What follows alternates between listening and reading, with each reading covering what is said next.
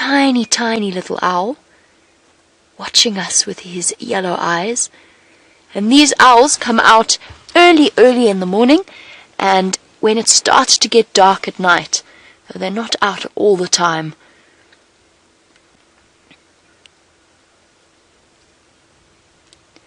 And see the sharp claws wrapped around the branch underneath him.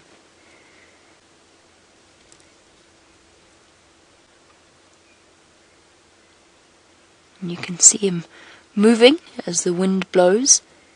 Oh, and he's blinking at us. See how yellow his eyes are.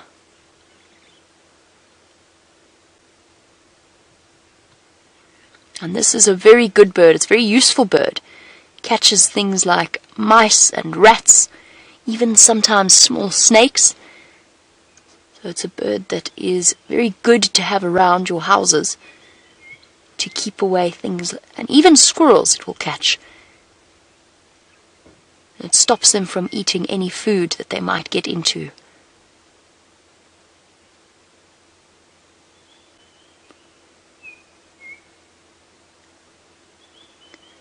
See how still he's sitting. He's going to go to sleep now. Going to go to sleep and spend the rest of the day hiding here on this branch. If we look at him, because the camera makes him seem really close and very big, but if we zoom out you can actually see how well hidden he is. Can you spot him? Just keep looking. See how well hidden away that owl is. You would never know that he's there. Just a little bit of white hiding on the branch. And there he is, watching, waiting. He's found his place to sleep, because owls sleep during the day and wake up at night.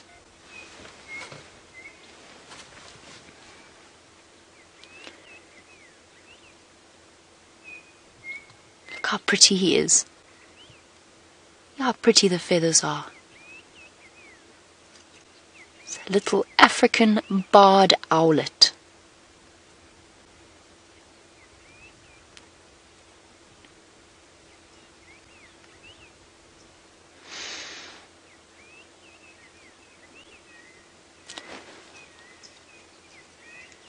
Okay. He's watching us very carefully. While he sits here and decides to go to sleep on his branch, we're going to carry on. And we're going to see what other animals we can find you. It's starting to get much, much warmer. It was very cold this morning, but we're going to go see if we can't find some elephants. And Fiona from the Ikuruleni Center, I really want to show you a leopard. I'm going to try and see if I can't find you a leopard. We saw one yesterday, and she was looking for food. And she's also got tiny, tiny, tiny cubs with her. So we're going to see if we can't find that leopard for you. I'm also looking for elephants because I can hear them breaking branches somewhere here. But I promise you I will look very hard for a leopard.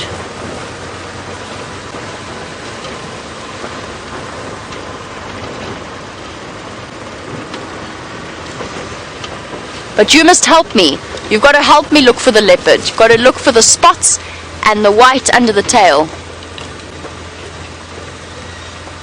And Amokalani, why was the owl not asleep? That's a very good question, because he was sitting watching us. And as you know, owls like to sleep during the day. But in winter, the little owls, because that owl is only this big. It's very, very small. The little owls actually are in winter, when it's cold like this. They're out in the early mornings and out in the late afternoons. And they do that because there's big owls during the night that might try and even hunt the smaller owls. So the little owls are out during first thing in the morning and then at night. And I think he's just going to bed now. It's kind of like he's got home at the end of a long day and he's settling down, getting ready for bed, and then he's going to go to sleep very soon.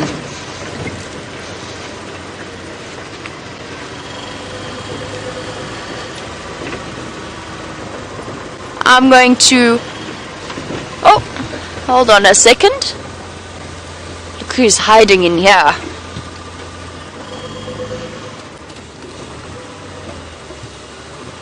down in the drainage line.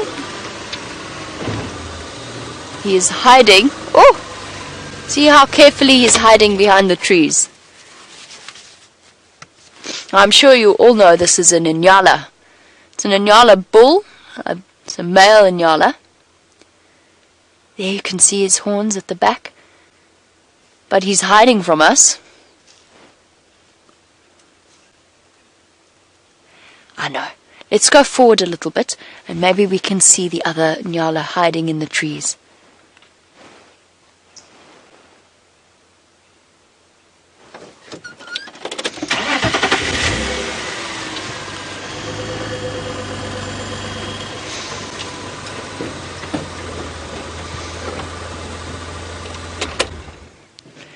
There we go. She's peeking out. There she is. Can you see her? Hiding there.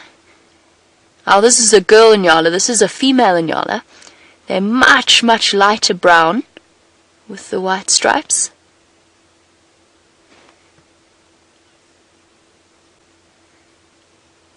And she's eating leaves of a tamboti tree, which for us is very, very poisonous. We can't eat tamboti trees. I'm sure you know you can't make fire from the wood of a tamboti either. It'll make you very sick. But for these animals, they can eat it. It's not poisonous for them, it is poisonous for us.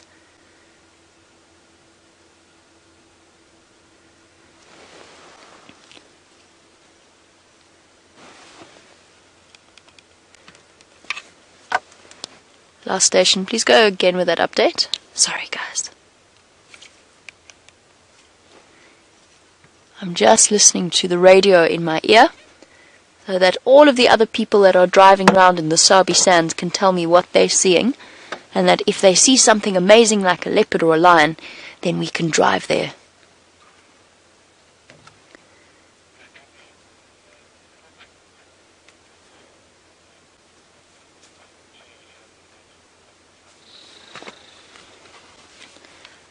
Copy that, thank you.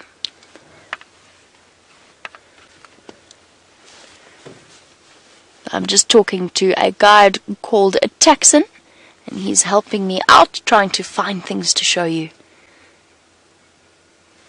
These Nyala are playing hide and seek in the thick vegetation. They don't want to be seen, so we're going to go and find a leopard or maybe some elephants or maybe a lion. I don't know, we don't know what we're going to find, but we're going to go see if we can find something exciting for you. And it's not just me looking. There's also a man called Steph. Let's go across to him so that he can say hello to you.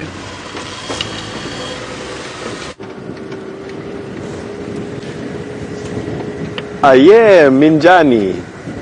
Alright, that was the Shangaan greeting to the school that's just joined us, and also to teach you a little bit. I'm not as good as James is in Shangaan, unfortunately. And we're back at these kudu. That is a female kudu. She doesn't have horns. The males have horns, these long corkscrew horns. Let's see if we can go forward a little bit. There's a young male that is with this group as well, and we should be able to see him.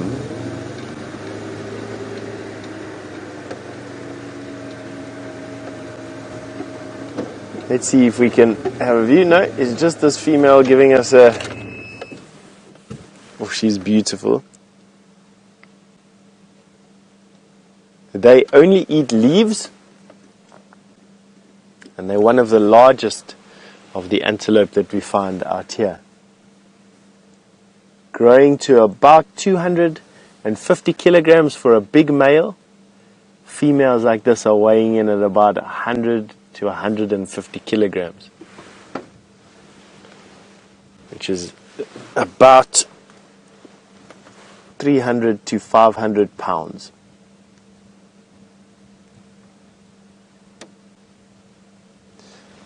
See her just picking off the leaves using her mouth. They've got the most delicate lips. You can't believe that they strip off leaves off of branches with the most sort of consummate ease without the slightest bit of discomfort shown at any of the thorns that they get in their mouths.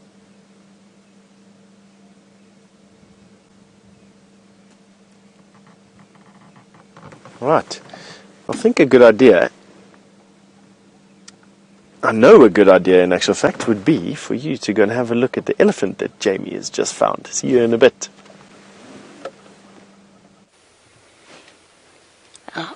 Look very carefully behind the trees and you'll see the elephants. We said that we could hear them eating, and here they are. Also hiding away from us today, but they're going to slowly come walking towards us. Look at this baby. It's such a tiny baby that it hasn't even got its tusks yet. And like those kudu with Steph, also eating a tree with thorns, but their mouths are very, very tough. So they can eat something like a sickle bush with thorns without it piercing their mouths. And look, you can tell it's still a baby by the way that it's using its trunk, the way it's using its nose to feed. It's not good at it like the adult elephants. It has to learn how to use the trunk, like babies have to learn to use their hands and to crawl and to grab things. Little baby elephants have to learn to use their trunks too.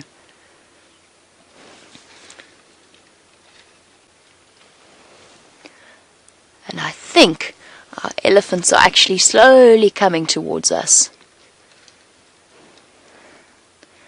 And Nombuso, hello, welcome and good morning on your safari experience. Nombuso, yes, we do have zebra here, and I promise you I will try and find you some because they are Nombuso's favorite animal. So we will go and we will look for zebra as well. I saw lots and lots of zebra yesterday, so we'll keep an eye out for them and you can help me look for them as well. Everybody has to help me look here because there's lots of eyes watching, so we can look from there. I'm going to try and see, because the elephants are slowly moving this way, I'm going to try and see if we can't put the vehicle in front of them so that they come towards us. And we don't need to be scared of the elephants. As long as we treat them with respect, they won't be dangerous to us. So we're just going to come forward. Come on, elephants. They're coming slowly, slowly into this area. See? There's lots of big grey shapes hidden. Let's just go this way a little bit. There we go. Here's another elephant. And the more you look, the more elephants you'll see.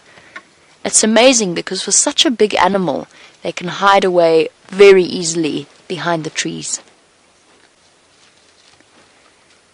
And when they want to be, they can be very quiet.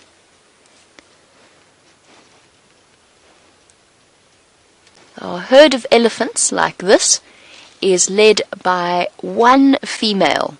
So the oldest female elephant in the group and the wisest female elephant in the group, she will lead them, tell them where to go, make sure that the little babies behave themselves, they mustn't be naughty or do anything, step out of line.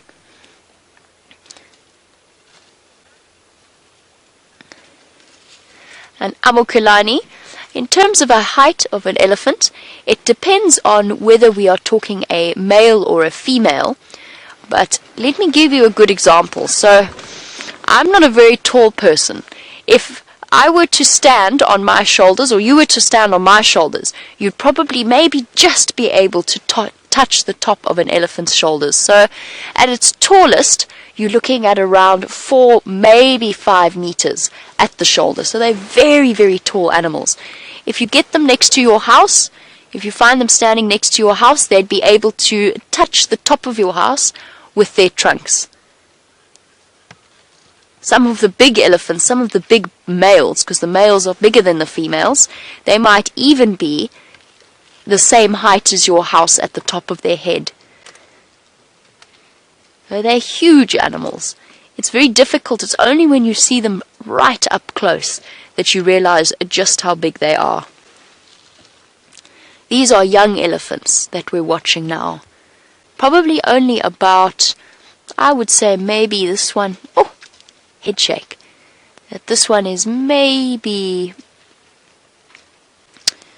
I would say 11 or so years old. Oh, she's coming to talk to us. What's wrong, girl? So it's a young female, and she wants to come and join the other elephant, but she wants to make sure that we're not going to do anything scary to her. So that's why she gave us that little head shake. Now you can learn to speak elephant language just like you can learn to speak any language. It's about looking at their ears and their tail and their trunk and the way that they are reacting to you, and they will speak, they will tell you what they want you to know.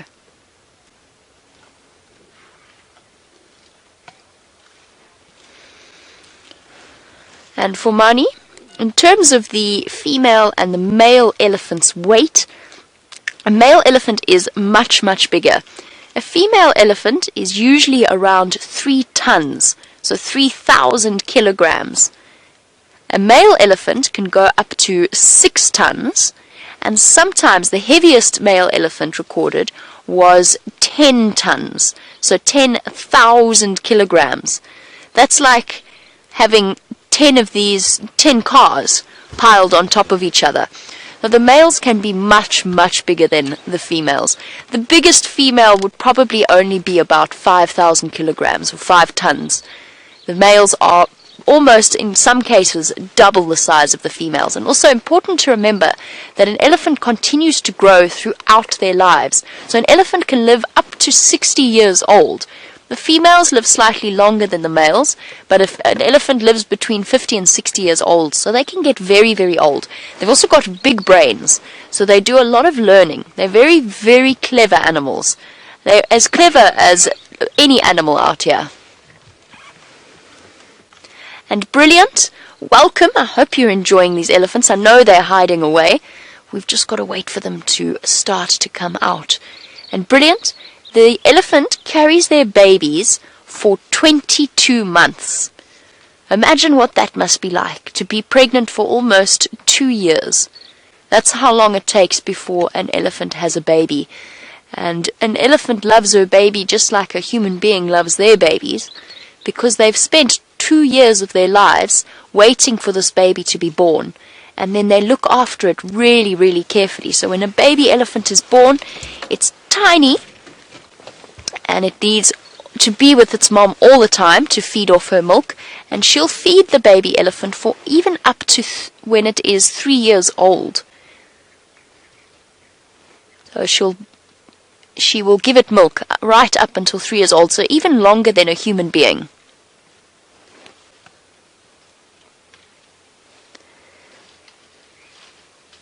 And there we go. Simusa, you were wanting to know about how old an elephant can get or how long they can live for. Well, there you go. Between sort of 40 to 60 years, but they can live right up to being 60 years old, so almost as long as a human being. Here we go. We're going to see the elephant now. Look, it's going to come out. Hello, elephant. Hello, elephant. So this is the young female that we saw earlier that wanted to run away from us, but now she's happy and she's comfortable.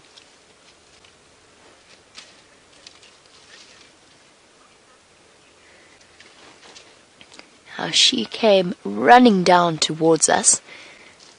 Although they look big and heavy and like they can't move very quickly, Brilliant, you wanted to know how fast an elephant can run, or how fast an elephant can move. And they can walk really, really fast. So they can move about, or cover a distance of 15 meters. So when you're finished with this safari, go outside and take 15 big steps. An elephant can go in that distance, can go in 1 second. So from go, done. That's how fast an elephant can cover 15 meters. So they can move very, very quickly. But that makes sense, because think about how long an elephant's legs are. Their legs are as long as I am tall, even taller than me. So they take big footsteps. And some of you may be taller than others, and you'll walk faster than others. Elephants are like that. They go very, very quickly when they want to. And that's one of the big reasons why it's so important to respect elephants. And important to remember that we're in their home.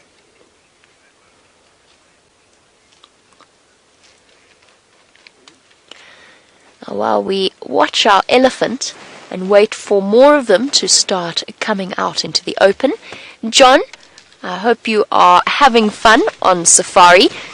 John, you want to know why leopards and lions can go up trees, leopards and cheetah can go up trees, but lions can't. John, the leopards are really, really good at climbing. That's how they have adapted to escape from the lions, because big lions will actually kill leopards, and leopards also can't fight off hyena. So they can't fight away hyena, which means they have to pull their food into a tree to stop the hyena from getting it. Lions can climb trees, but they're much, much bigger than a leopard. They're heavy animals. They're built to be strong, not to be good at climbing or at jumping or at running like the leopards are. So what that means is that they can climb trees, but they fall over. So they often fall out of trees. Sorry, I can't. The sun's right in my eyes. There's an elephant coming onto the termite mound, actually. Slowly but surely. Hopefully she comes out into the open.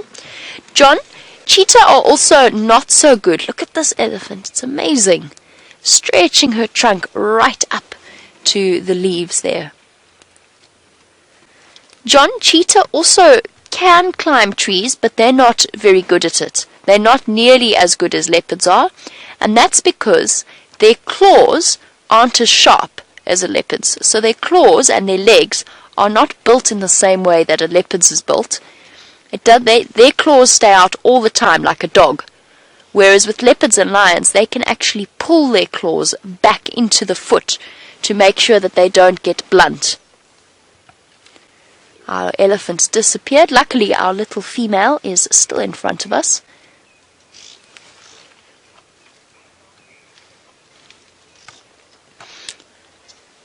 Brilliant. He is asking lots of wonderful questions about our elephants and wants to know how long is an elephant's trunk.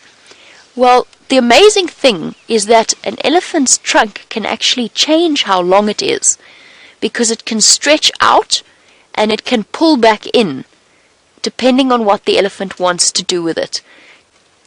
Kind of like a spring.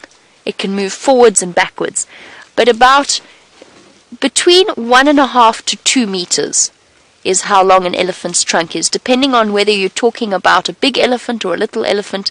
This is a little elephant in front of us, and her trunk is probably only just over 1 meter long. But they can get right up to 2 meters for the big elephants. And the trunk is an amazing thing, because it's capable of pulling down a huge branch, breaking and pushing down a big tree, and then at the same time, they can pick up something as small as a toothpick off the ground or a pencil. So they're very, very good at using their trunks. Oh, what's wrong? You see the way she decided she didn't want to eat there anymore. She's going to move on to the next tree. For Mani, an elephant doesn't actually sleep that much at night. Because they're so big, it's kind of like they need to eat all the time. So they're constantly feeding themselves. Imagine if you had to eat all the time. You'd just only be able to concentrate on that. So generally, adult elephants only sleep for 20 to 40 minutes during a whole day and night. So they might have a bit of a nap, maybe for 5 minutes at night, and then they get back up again and they carry on eating. But baby elephants can sleep for much, much longer. So just like a newborn baby needs a lot more sleep than we do, with its head resting against a marula tree.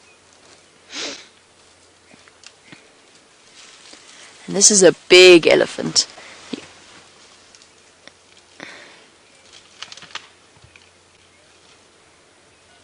she's busy pushing over a huge tree, just showing us how strong an elephant is.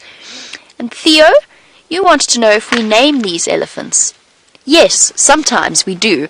Now, there are lots and lots of elephants out here that we find all of them amazing, but sometimes, Theo, we see special elephants because there's something about them that we recognize immediately.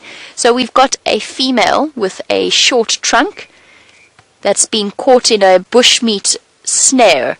You know the metal snares that sometimes people put out to catch bushmeat? She's caught her trunk in a snare and it's cut off half of it. So we know her and we call her lots of different things. We call her Half Trunk Ellie, we call her Stumpy Trunk. She's got lots of different names, but we do name her.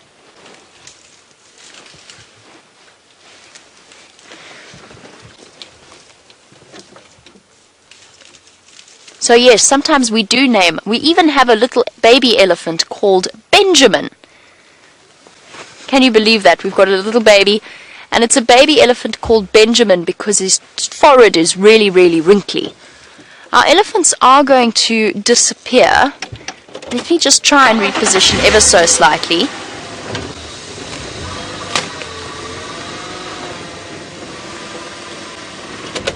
There we go. Munching away.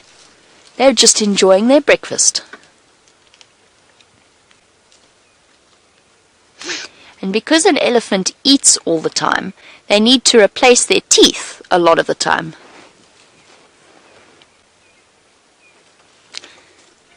Now you guys know how hot it gets in summer out here. Sorry, that was my fault. I haven't stopped the car properly.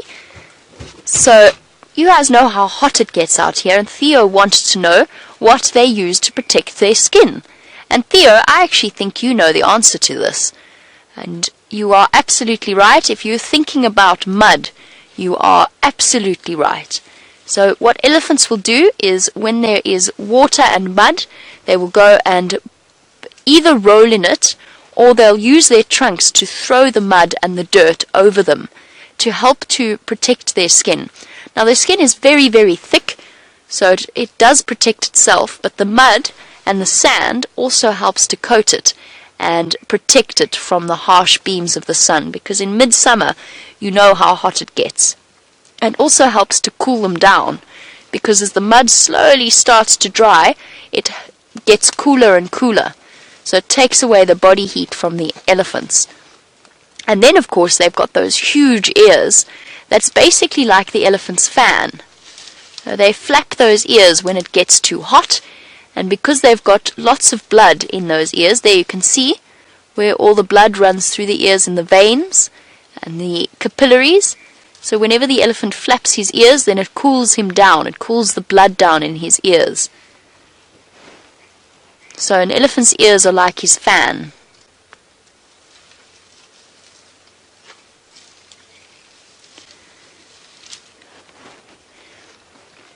Now we've been watching our elephants eat lots of different trees here. Brilliant, you are again absolutely right. Elephants will only eat certain trees. They can probably eat all of the trees, but certain trees taste better to them, and also certain trees have more nutrients, so are better, healthier for them. And the elephants are so clever that they know which trees they can eat and which trees they can't eat. And even more amazing than that is if the elephant feels sick, or if, for example, they've got a sore tooth, if they've got toothache, they know which plants they can eat to make the tooth feel a bit better. So they're very, very clever. How amazing is that? That they know which trees will actually help to make them feel better. Their instinct tells them what they can and can't eat. But at the moment, brilliant, they're eating pretty much whatever they can find, because you must know that there's been no rain this year, hardly any rain. So there's hardly any food for them. So they're eating whatever trees they can find. There's no grass, and elephants do like to eat grass, but there's no grass at the moment for them to eat, so they can only eat the trees. Our elephants are hiding away. I'm going to see if we can get a better view of them. In the meantime, I'm going to send you back across to Steph to see what else he can tell you.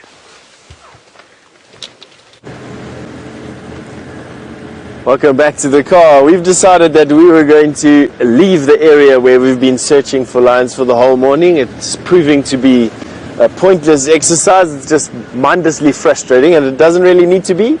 And we've come back into another part of the reserve, right on the south of the reserve, where a leopard that lives. She's called Karula.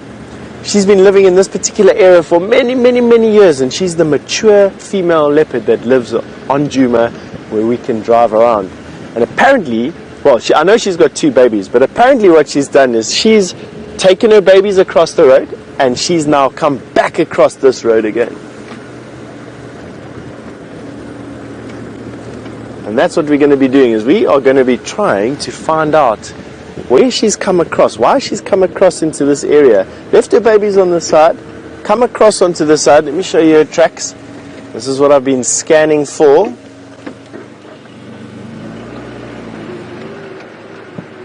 So I can show you what a leopard track looks like. And in particular, this particular female's tracks. There, her tracks are right there. I'll show you quickly. I'll get out and show you a leopard track. This is one here. This is the back foot, has stepped just into the front foot, and she's now walked up here. Here's another track here, and another track here, and another track all the way here, and she's walked off in this direction, which is good, because it allows us now to start thinking of a plan about where we're going to go and have a look for her. And it just so happens that there's a road quite close by, which it's always fortuitous here in the Sabi Sands. You always have a road close by that seems to be going in the direction that the tracks go in. That's always a good thing. Right, so let's take that.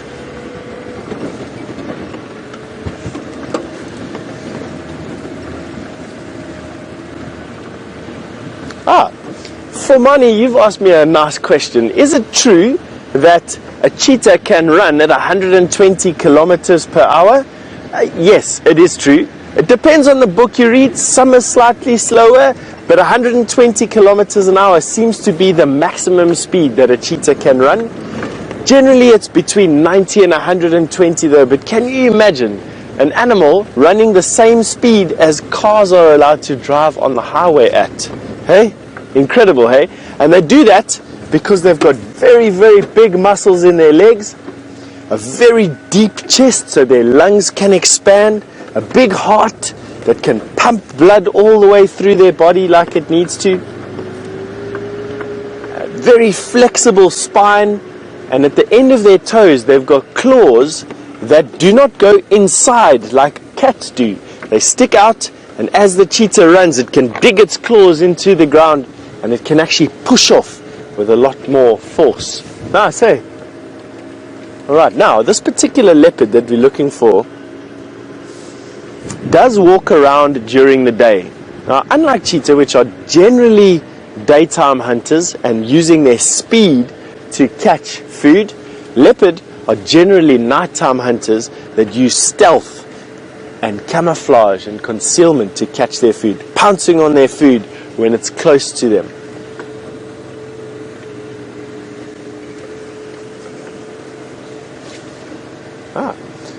For money, you've asked another question about cheetah. You look like you like cheetah. Is it your favorite animal?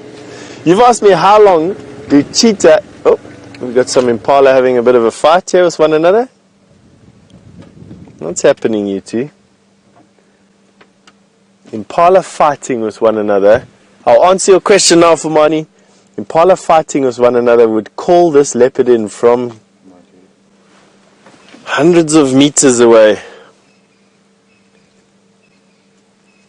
While they're distracted with each other, they make for excellent targets. They're just jousting with one another at the moment. I don't know why they're fighting with one another. The rut is over. Ended in about the middle of May this year. But it looks like these are having a bit of a tussle. Now for money, you wanted to know how long cheetah sleep in the day. Now, they sleep probably a couple of hours a day. Oh, look at these guys. They really are having a bit of a box with one another. Mostly at night time. There we go. You saw that joust and a check. One was trying to create an opening. The other one blocked it. And now the larger one is pushing the smaller one away. That head bowing, that is quite typical of male impala, that where one is losing, it's a submissive behavior. The bigger one now is the one that's closest to us.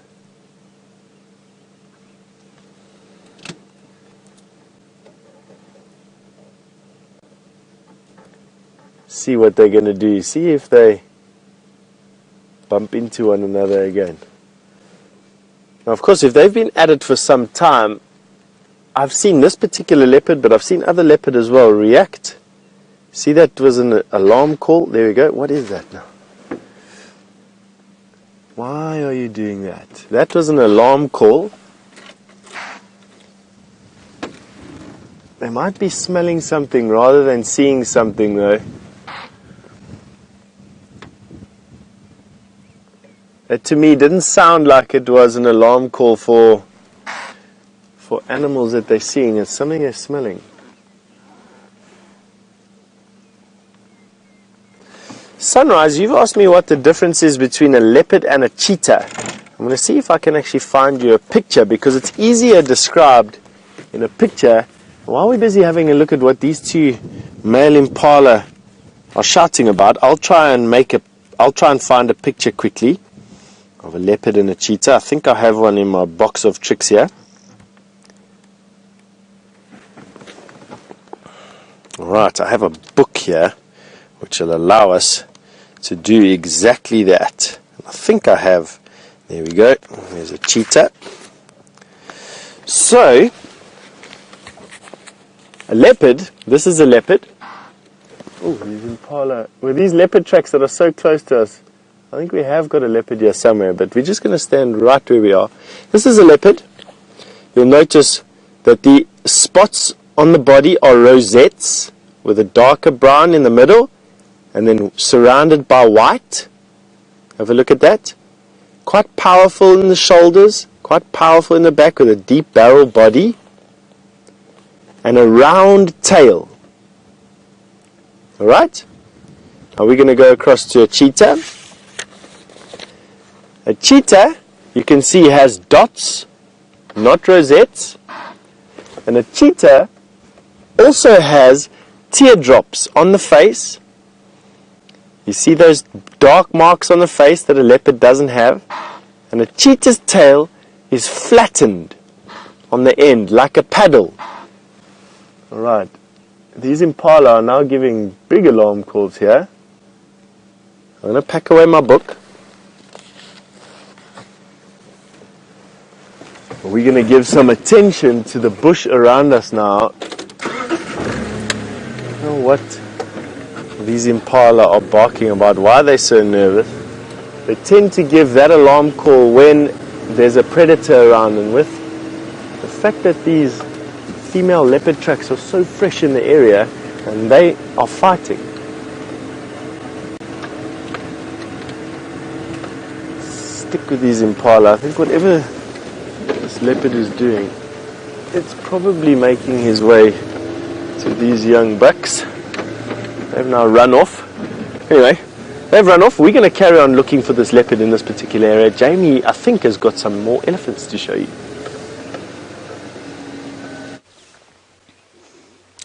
Hopefully, Steph manages to find the leopard for all of us. Hiding somewhere in the bushes, maybe the impala have spotted it. In the meantime, we've still got our elephants, but they are playing very hard to get. They're hiding behind the trees, and getting a view of them is very difficult. So I don't think we actually have a view of them anymore. They have moved on. So we'll try and go forward a little bit, see if we can't see our elephant.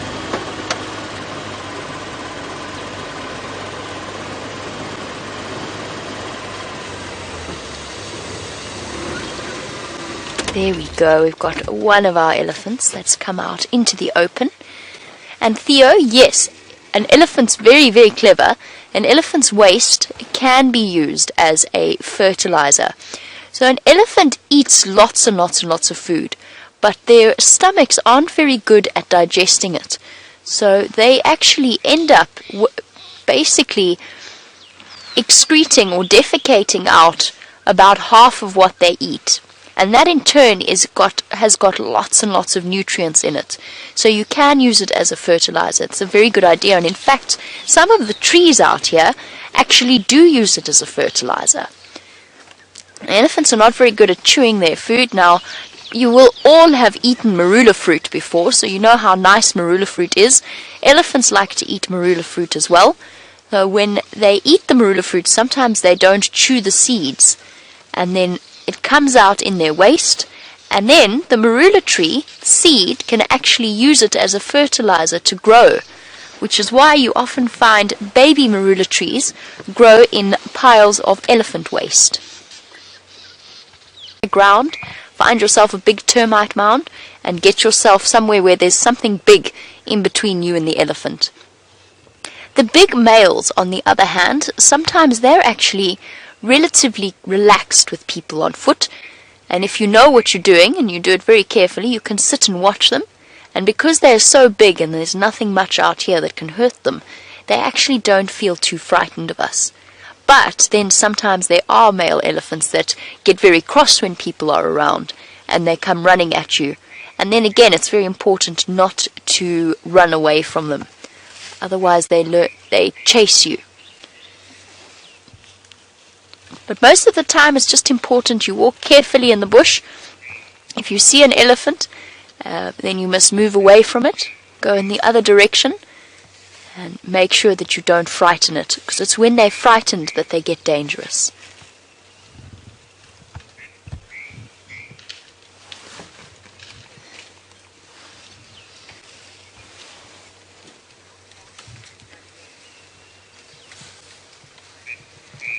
And for Mani, when the elephant is eating, you want to know how long it takes for it to digest its food.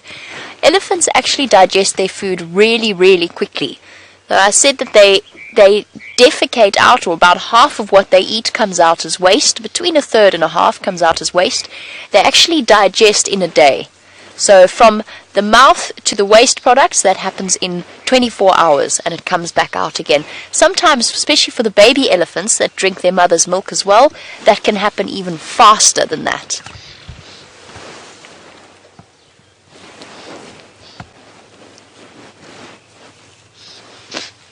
So they digest very quickly. That's also why they're so thirsty.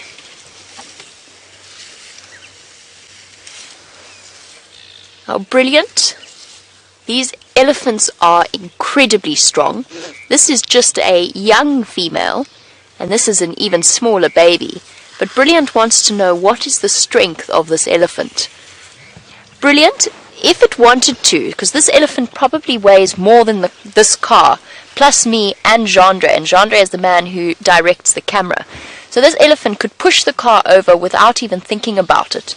They are so strong, they can push down big trees if they want to. Hello, baby. Look how cute this baby is. Hasn't even grown his tusks yet.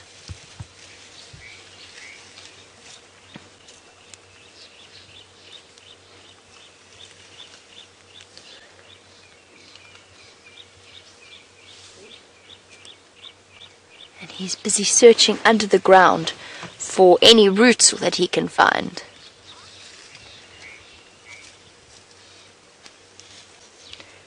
And Amukilani? No.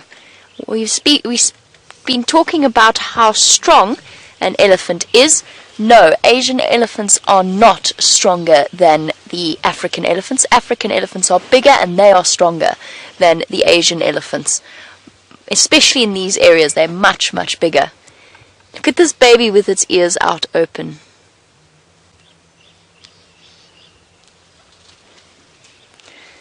Busy looking to see, making sure that there's nothing scary where it's walking.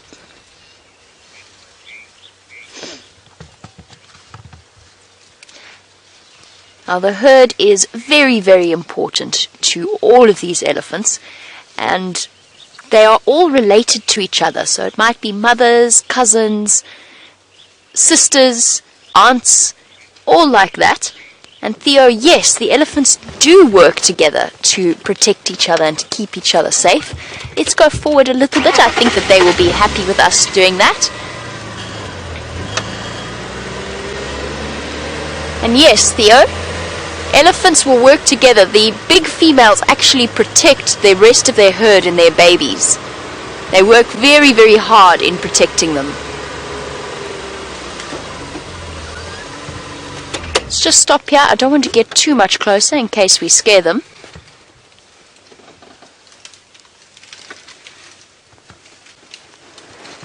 Now, some of these elephants have been digging down to get underneath the grass and the trees that they've been feeding on.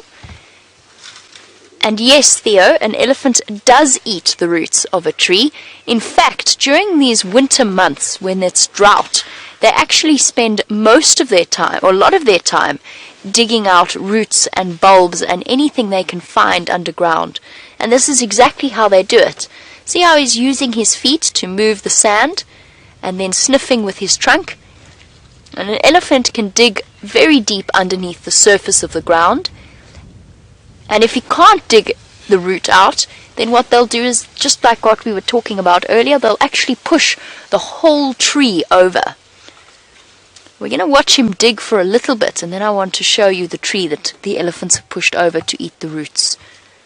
But let's see what he's found. Look, he's found some grass roots, and that's where, especially in winter, the plants keep all of the food that they have made and that they have stored, and also lots of water as well. So that's why elephants, especially in winter, will spend a lot of time digging under the ground to get to the parts of the plant that are underneath the surface of the soil. See, there he goes, he's found what he wants. Then he sweeps it with his trunk to get rid of the dirt and the dust. Because elephants don't really like eating sand. Nobody likes eating sands, but elephants definitely don't.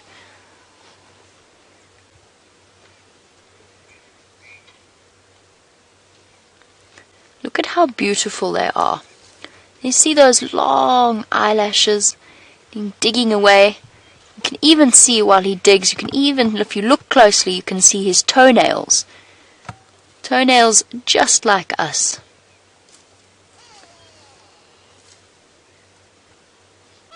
There you go. See the toenails there to use for digging?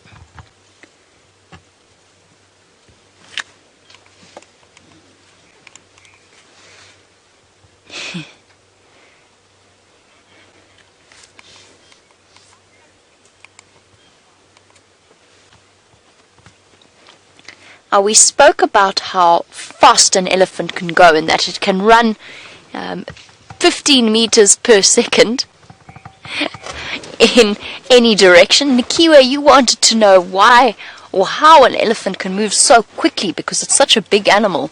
And the answer is because it's big. It's not fat, it's big. It's got lots and lots of very big muscles. And they've also got really long legs. So each time an elephant takes a step, we would have to take 2, maybe 3 steps to keep up with them. So for an elephant, all they've got to do is stretch out those long legs and move, and they cover huge distances.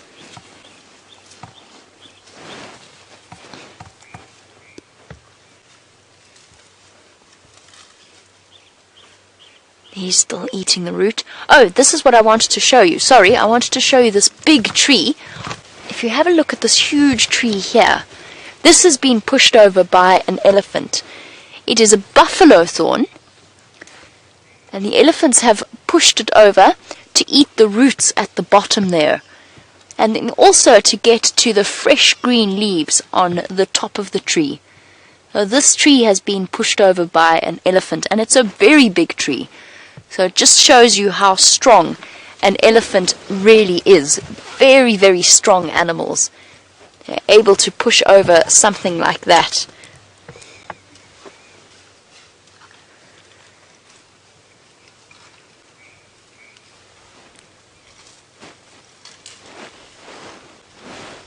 Now, Dathri, while we watch our elephants busy feeding, if we watch carefully, we might even be lucky enough to see one of them sleep, because you wanted to know where they sleep, and the answer is they actually sleep pretty much wherever they want to. Oh, look at this big one pushing the little one away. It wants to eat there, so it just pushed the little one away. Like a bully. So elephants sleep wherever they want to, and what will happen is we spoke about how important the herd is and how protective and how they work as a team. So when the babies want to go to sleep, then all of the females in the herd, the big females, the adults, will come and walk around the baby, form a circle around the sleeping babies, and then they will just stand there and wait for the baby to finish sleeping. And elephants will also take turns to sleep, so that one of the elephants is always watching for trouble or anything that might be dangerous for the elephants. And these young elephants also spend a lot of their time looking after the babies. So when an elephant gets to about 4 or 5 years old, maybe even 6 or 7, their mom will have another calf, and they will practice taking care of that baby. Like you look after your younger brothers or your younger sisters, elephants will do the same thing. They look after their younger siblings very carefully. And look closely, you can see the white stuff in the corner of his eye. That's to protect it against the dust.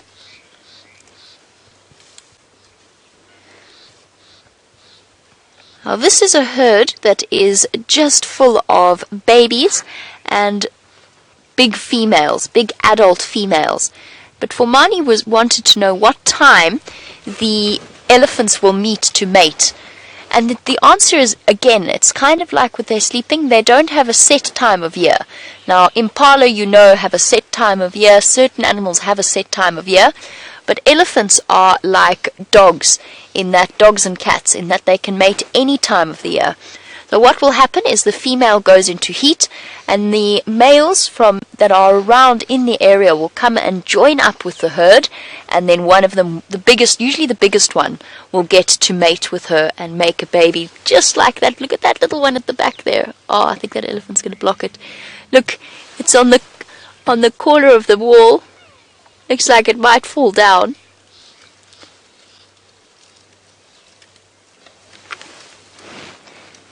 It's bending down. It wants to go across. Careful.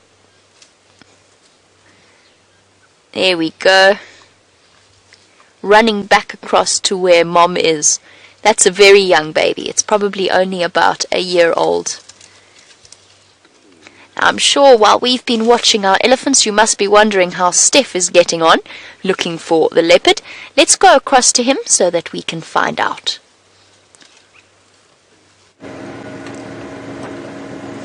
Yes, we have been looking for this female leopard.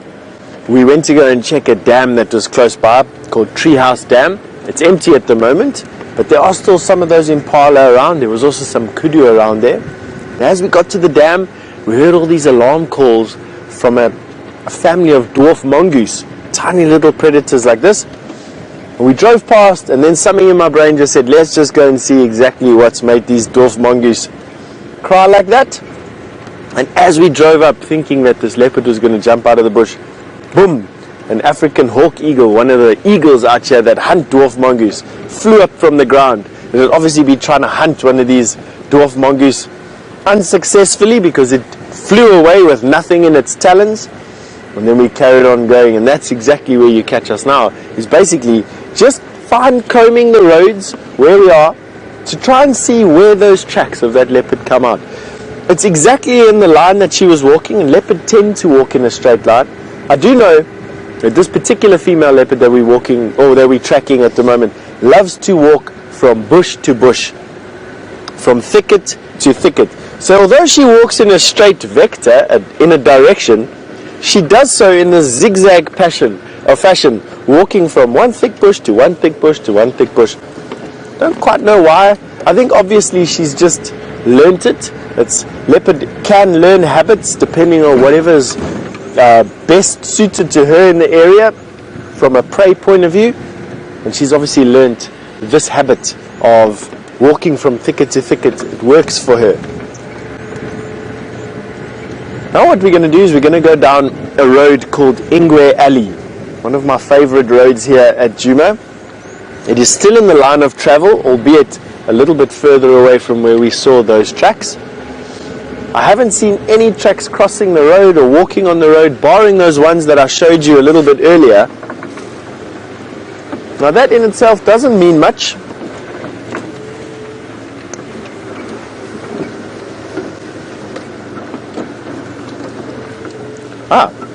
And Theo has asked, is a cheetah ever friendly with a leopard? Theo, in my experience, I'm going to say no. They compete with one another for the same food source. So they both like the same sized animals to eat. Leopard and cheetah, they fight with one another over the same food source. And although one is supposed to hunt in the dark and one is supposed to hunt in the day, one is supposed to be in thicker bush and one is supposed to be in more open bush, my experience with cheetah and leopard is that they do fight with one another from time to time, with the leopard being the more stockier of the two, the heavier in the chest and the heavier in the shoulders, and arguably the better fighter as well.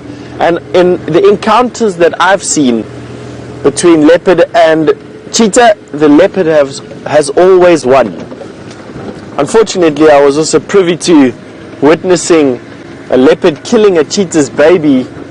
The leopard came out of the bush to try and steal an impala that the cheetah had killed. The baby didn't see the leopard until the last minute, and the leopard gave it one almighty smack and unfortunately killed that cheetah's baby right in front of me. It was a sad day, but I've only seen that once. So it doesn't happen very often, but nevertheless it does still happen, as sad as what it is. I would say though that cheetah are definitely the better hunters than what leopard are. If you look at a success rate, leopard are only successful about 2 out of every 10 times that they hunt, whereas cheetah are successful roughly 8 to 9 times out of every 10 times that they hunt. Nice statistic that, eh? So cheetah, super skilled at catching their sized prey. Their bodies have evolved this massive speed, highly agile, daytime hunters, big eyes. I'm just spying one zebra through the bush there. Let's see if we can get a little bit closer to him.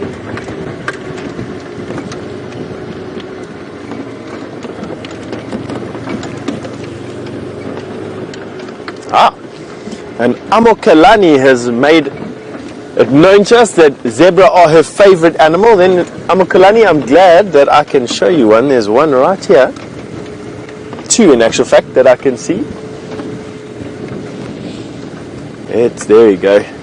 Let's see if we can get a little bit closer for you. It's difficult to sneak up on animals in a car as big as what this is, but we're going to try and see what we can do for you. So I'm sneaking now behind this bush. There we go. 3 zebra.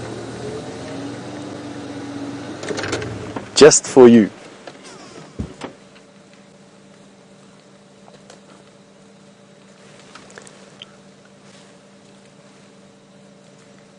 Standing amongst a whole herd of impala.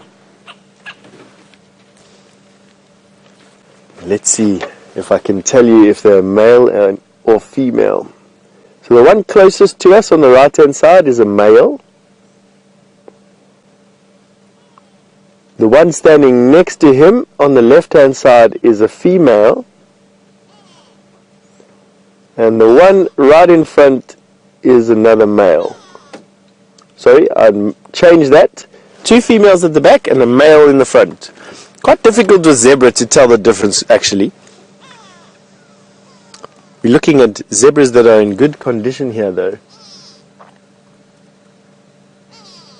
Now, zebras are really quite hardy animals. They can live on a wide variety of grass that doesn't need to be perfect. Unlike the impala that you see around, that really need a very good quality grass to survive, these zebra can literally live on almost anything. Look at that one scratching his armpit there, using the branch as a loofah to get at all those hard to reach places. Zebra enjoy a good scratch from time to time. Let's see if she scratches her bum as well. No. Sometimes you find them doing that same as warthogs.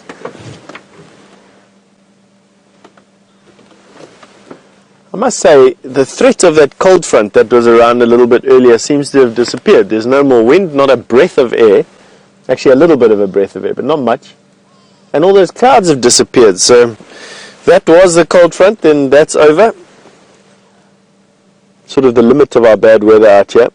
There we go, that one's scratching her bum.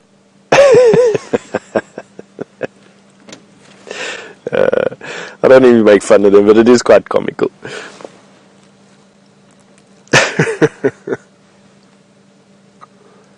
Must be difficult when you don't have hands.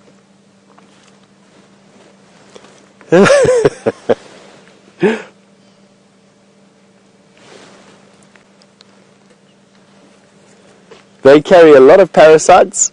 Not so many as, say, a buffalo would, or an eland, or a giraffe even. But definitely in those hard-to-reach places. The back legs coming up.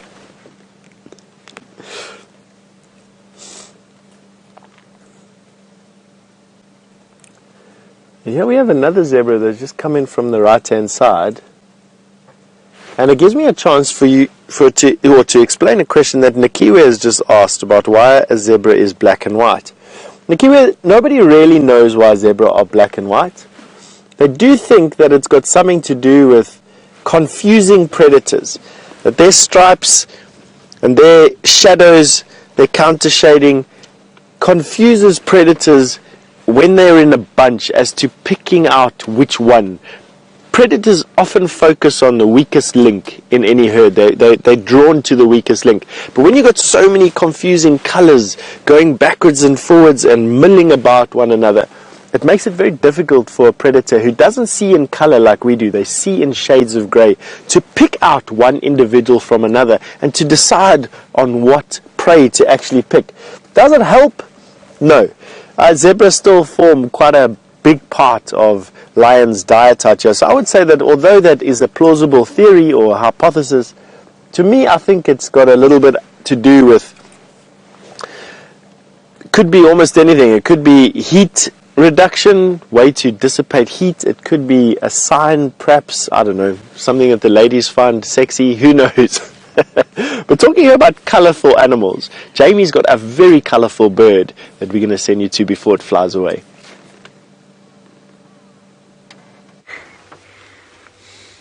Unfortunately, my colourful bird flew away, but luckily we still have some grey elephants for you. And in this case, she is busy eating a tree called a leadwood tree, which has some very hard thorns that she's putting into her mouth, but it doesn't seem to bother her. Elephants are amazing that way, what they can eat and without hurting themselves. Now look how she uses her trunk to grab things and put them in her mouth.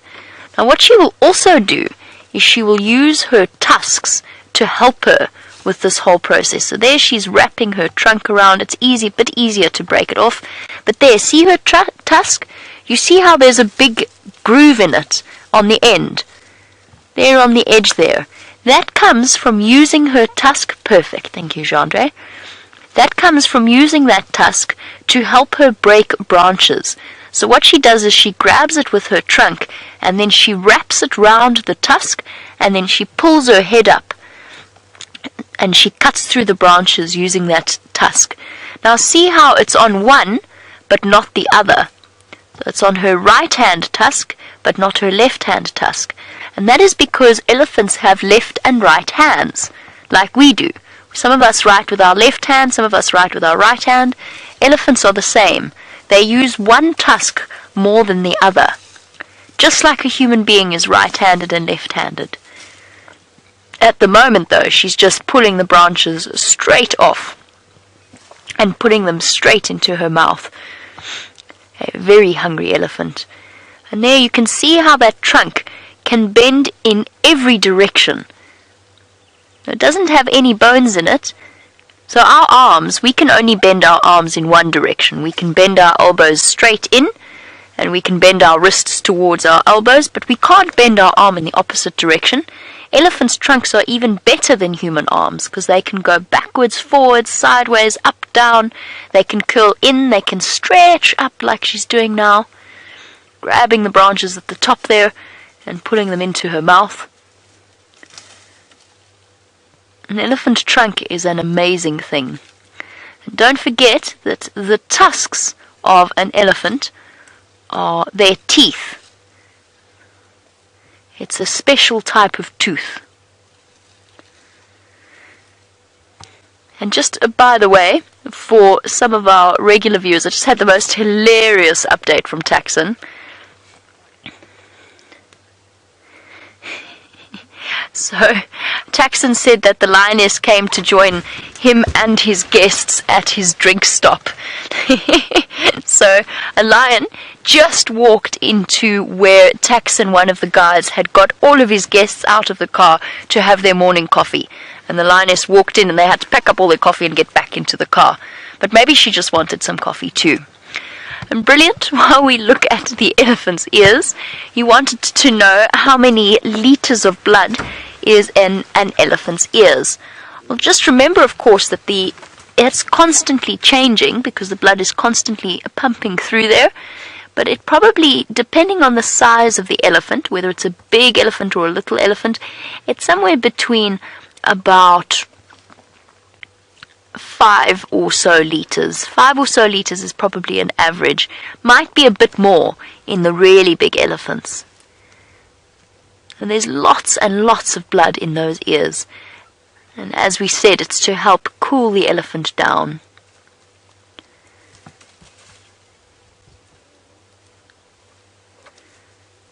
Here you can even see the elephant's eye now. It's got long, long eyelashes to protect it from the thorns. And they've got brown eyes. All elephants have brown eyes.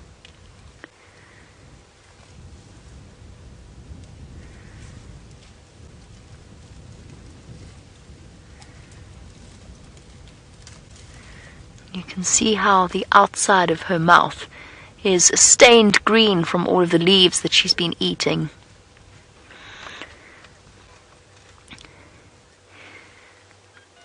Now, an elephant doesn't see all that well, but they can hear really, really clearly. Their sense of hearing and their sense of smell is much better than ours. So for Mani, yes, an elephant can hear really far away, much, much further than we can hear, possibly even 20, maybe even more kilometers away. They can hear a sound, depending on how loud it is. And here's the amazing thing. Elephants can talk to each other over tens of kilometers, so big distances, by doing a deep rumble, so deep that we can't even hear it. And then they pick up the sound through their feet. How amazing is that? So the deep vibrating rumble, it makes the ground vibrate. You know when you get a loud noise and you can feel it in your body? Elephants do that, and they can talk to each other over really, really long distances that way.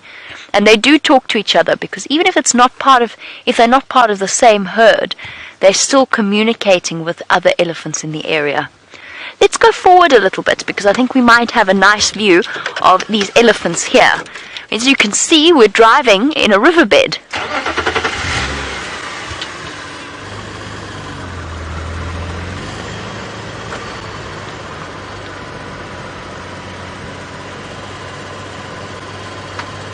And Urula, you wanted to know why an elephant eats plants. And I can see what you mean because it's such a big animal. Why is it that it eats plants and not something else like meat maybe? And Urula, the answer is because it's such a big animal And we spoke about how it needs to eat almost constantly in order to stay as big as it is, in order to survive. Now, there's only one thing out here that there are lots of, and that is plants. So an elephant has to eat trees and grass, because if it ate meat, there wouldn't be any animals left to feed it. But with plants, it can eat and eat and eat all day, and there will still be some plants left over. There'll still be lots of plants left over. But if an elephant, imagine if an elephant ate impala or zebra. One elephant would have to eat a whole impala all to itself, and it would have to eat that every single day. There'd be no animals left. So that's why an elephant eats plants, because there's enough plants to feed the elephants, and that's what their teeth are ready for. And also they're such big animals that they wouldn't be able to catch anything else. Everything else here is much faster than an elephant.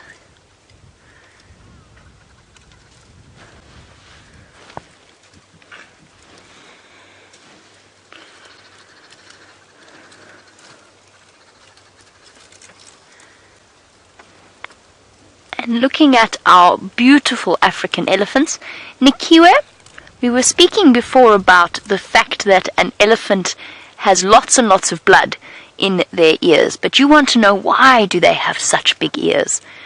Now, they have big ears because the bigger their ears, the more blood they can put through them.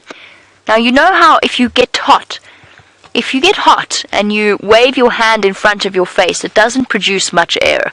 It kind of doesn't really cool you down. So let's say you're waving your hand in front of your face. So if you're doing it like this, it doesn't produce very much air. But let's say now you've got a piece of paper or a book. This is too big a book, but you do something like this with a piece of paper. You know how it makes more air, so it cools you down faster. An elephant's ears are like that, so they're really, really big, so that they can create lots of air moving around it, so that it works like an elephant's fan to help keep it cool. That's why elephants have such big ears.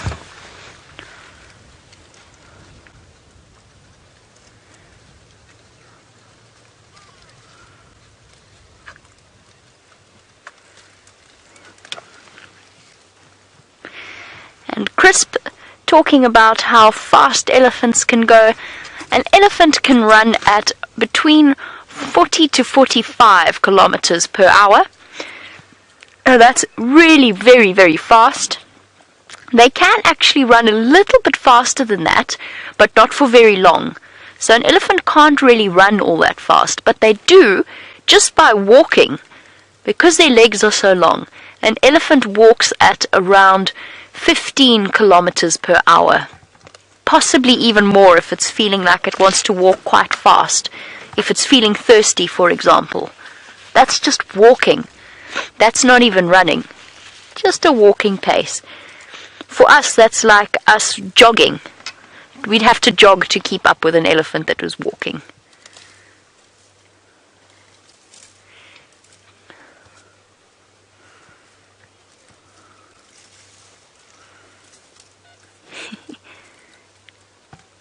They're looking absolutely beautiful in the morning sun.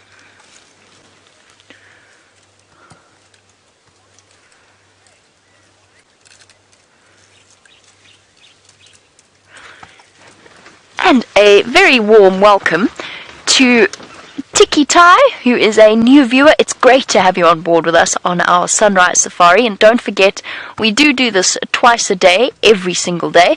This morning's been a very special show for some of the kids in the local schools, but we're out here every single day. Why are elephants grey, and why are their eyes brown?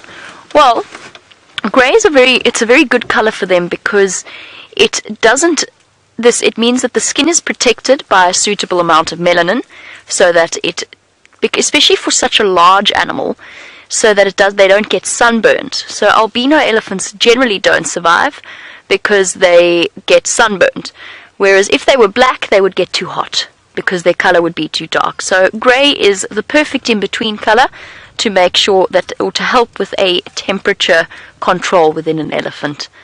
That's a sort of very basic answer. Their eyes are brown because, again, if their eyes were a lighter color. Almost all of the animals out here have brown, daytime animals that is, have brown eyes to reduce the amount of glare that they experience, because light-colored eyes struggle with bright sunlight.